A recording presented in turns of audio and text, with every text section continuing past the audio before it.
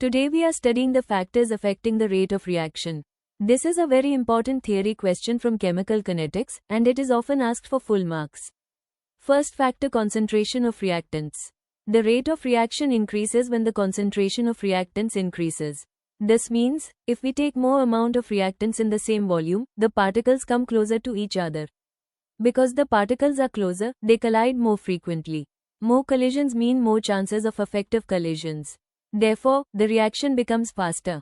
Second factor: surface area of reactants. The smaller the size of solid particles, the larger is the surface area. When surface area increases, more particles are exposed for reaction. This increases the number of collisions between reactant particles. As a result, the reaction takes place faster.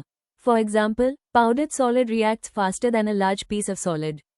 Third factor: nature of reactants. The type and nature of reactants also affect the rate of reaction. A physical state of reactants: reactions between gases are fastest. Reactions between liquids are slower than gases. Reactions between solids are the slowest, because particles in gases move freely and collide more frequently. B. Chemical stability. If reactants are less stable, they react faster. If reactants are more stable, they react slowly. This is because less stable substances easily take part in reactions. C. Mixture of reactants. Homogeneous reactions are faster than heterogeneous reactions. Homogeneous means reactants are in the same phase. Heterogeneous means reactants are in different phases. In the same phase, particles mix well and collide easily, so the reaction is fast.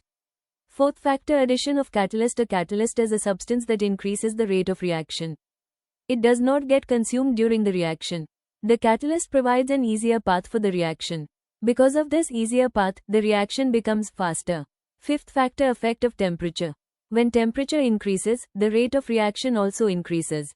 For every increase of 10 degrees in temperature, the rate of reaction becomes almost double.